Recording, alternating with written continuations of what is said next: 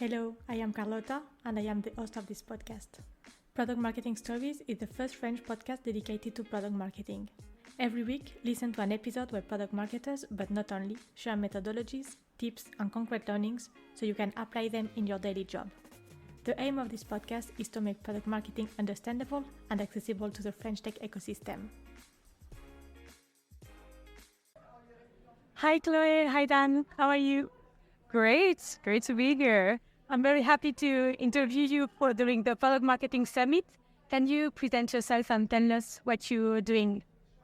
Absolutely. So, hi, I'm Chloe. I'm a product marketing director at Docker. It's a software company used by 20 million developers. Hi, nice to be here. I'm Dan. I am working with Chloe in her team as a product marketing manager, and my focus is on partnerships. Chloe, this morning you did a workshop concerning how to deal with the product suite storytelling. Can you tell us more about what it is a subject for you at Docker, and what are the main stakes that you have today? Yes, absolutely. So I spoke about evolving a product suite storytelling, and this is important to me for a few reasons. The biggest reason is things change.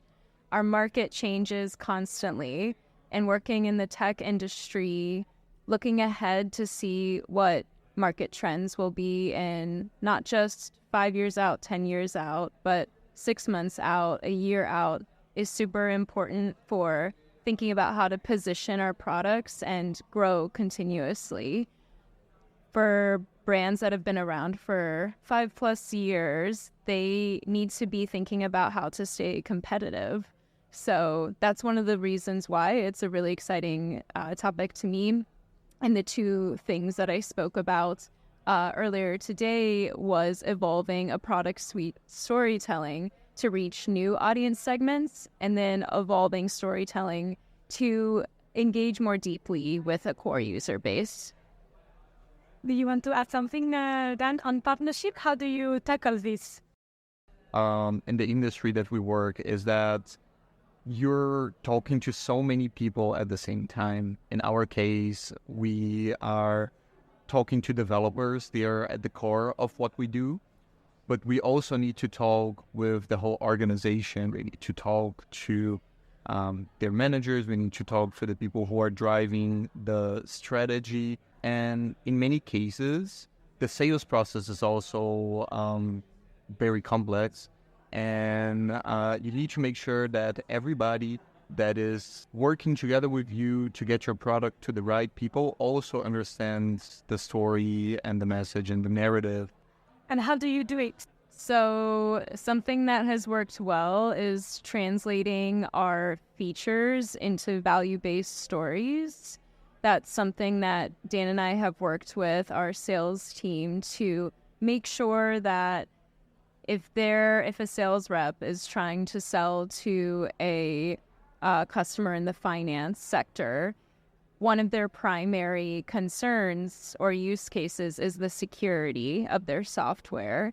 So we want to make sure we have the narratives in place to support their higher level business objectives of being able to tell their customers that their money, their data, whatever the business is safe with them, and they're able to provide that safety in part through our product offering. So we have to have an eye between the features that are coming out of the product organization and the primary use cases where there's the most ARR or growth opportunity, and try to find clear threads between those two things. But at the end, you have one product page, one web page, and it's difficult to get different audiences at one time.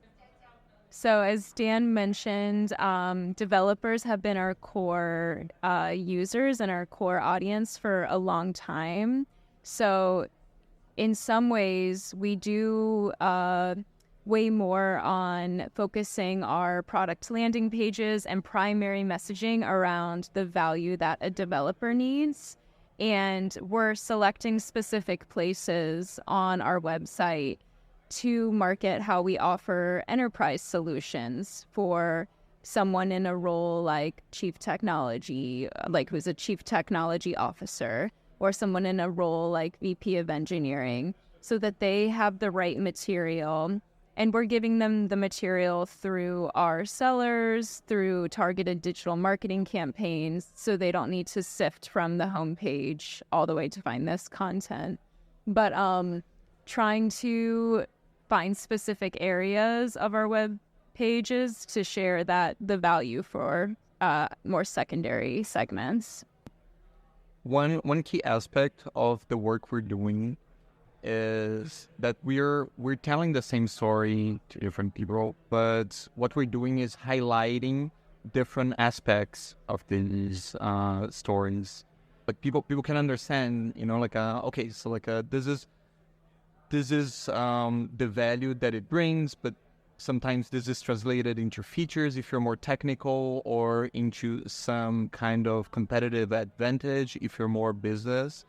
And we started a program specifically with partnerships that was bundling content, creative, and copy into a kit that partners could use whenever they were speaking to their customers, because those partners, the way those partnerships are structured, channel partnerships specifically, these companies are owning the relationship with the customer, so they are acting as trusted advisors, and they have a suite of products, a suite of vendors that they are coming in together. So by bundling these narratives in a way that partners can easily use it, and they can easily identify when they should be bringing up a certain feature or a certain aspect of the product, it made it much easier for them to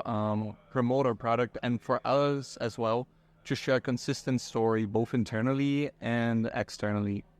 Yeah, and talking about that, it's also the subject about the different channels that we have at our hands and that we can use. How do you handle it? Do you use always the same different channels, or also depending of the audience? Yeah, so like I was talking about the value-based marketing that we've been exploring with marketing to, in our case, a buyer audience, we create assets, content, whether it be a data sheet, a video, a white paper, a piece of content that speaks to that value in an expanded way and points to the features that deliver that value. We'll place the same assets not just in the hands of our sellers to have available at the right moment to hand to a customer, but we place those same assets in digital marketing campaigns that are structured around those value pillars. And we're running we're running the same piece of content across both strategies at once. And so we're able to create feedback loops across product marketing and sales to learn what content is effective, how they're selling, so that we can understand the content gaps that we can provide messaging to support. And then we're looking at data from our digital marketing campaigns to see what white paper is driving leads,